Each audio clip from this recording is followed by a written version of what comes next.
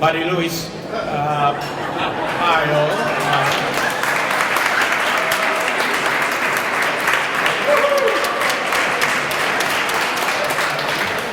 Reverend clergy, to the distinguished Armenian ambassador to the United Nations, to Ani for such a gracious introduction and for your long-term commitment to the cause of Armenia, and Arsak and Anka's commitment as well. To my dear friends, Sado and Hilda Hartunian, who are sharing at our table today, thank you so much for joining us. And above all, to the love of my life, my wife Nadine, who just happens to be Armenian. So,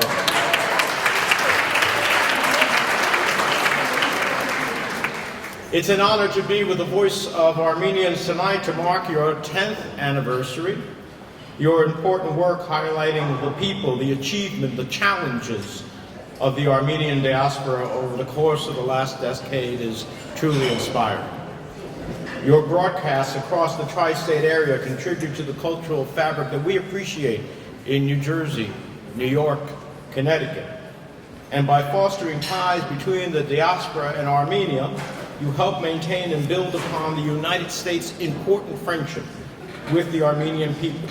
And you remind us of the fabric that the United States is comprised of so many different voices and stories from all over the world in a beautiful tapestry.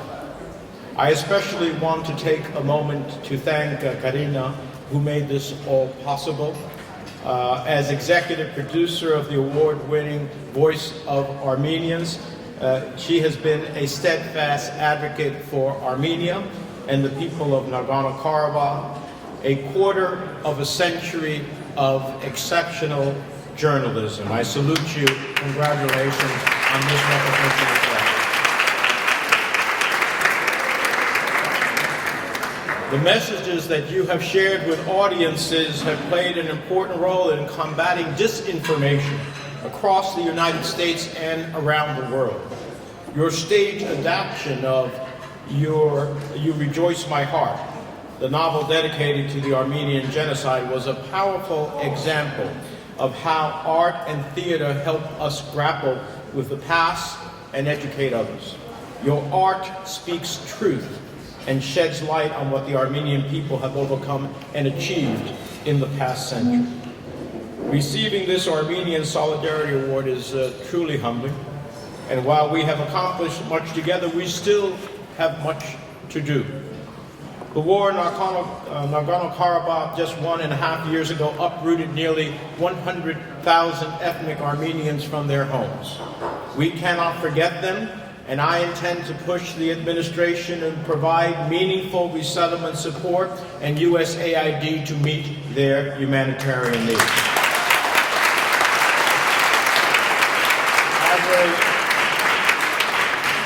Azerbaijan's aggression against the Armenian people with Turkey's full backing took a painful toll on civilians. It resulted in appalling human rights abuses.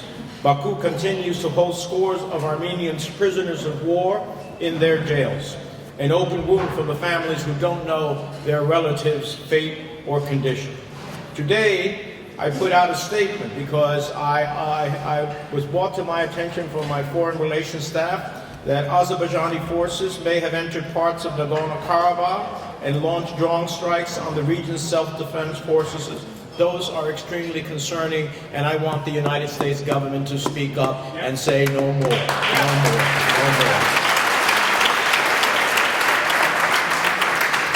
You can be sure that I'll continue to scrutinize administration engagement with Azerbaijan. We cannot arm governments that use their security forces to harm innocent people.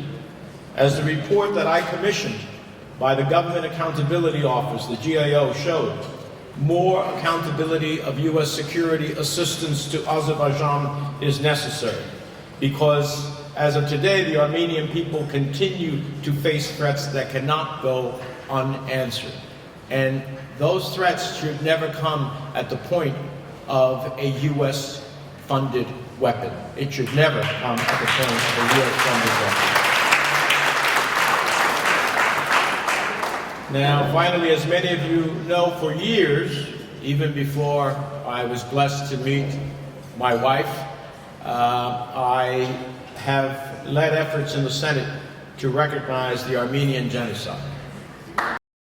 Your tireless advocacy to bring the United States to the right side of history in recognizing this crime against humanity finally paid off for the many who lost their lives, for Nadine's grandfather who lost his life, for all of those who are their relatives and progeny. This moment of having us recognize that first genocide in history was an important moment. I'm so proud that President Biden, who I urged him after I got the Senate to agree, and it wasn't easy. I had to go to the Senate floor multiple times and challenge my colleagues to agree to let the genocide resolution pass. It's a shame that I had to do that.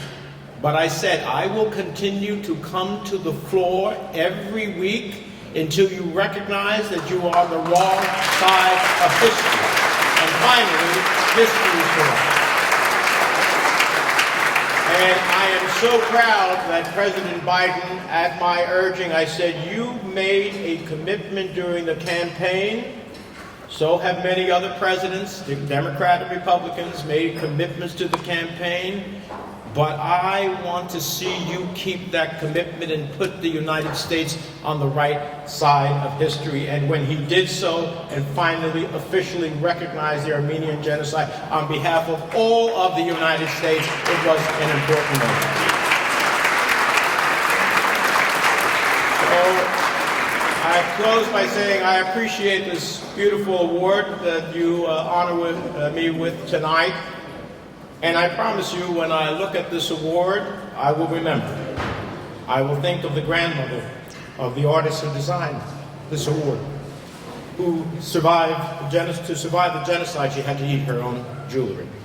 She swallowed her coins. She escaped on a caravan and rolled up in an Armenian carpet. She lived in gutters and ditches and safe houses. And after 7 years, she got on a ship to America.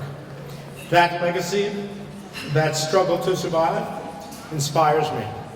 As the son of refugees, I understand what that challenge is all about. And I know it inspires all of us. Hitler may have said, who remembers the Armenians? We remember the Armenians here in this country in recognizing the genocide and standing up alongside Armenia. And we will keep fighting for human dignity, no matter where it is under attack, and to speak the truth, because dictators prefer silence. And that's why what you do in Voice of America and the Voice of Armenia is so important. Dictators like Putin ultimately thrive in the darkness. Evil thrives in the darkness. But when the garish light of information, of press, and of standing up for what is right shines, they cannot succeed. Thank you so much.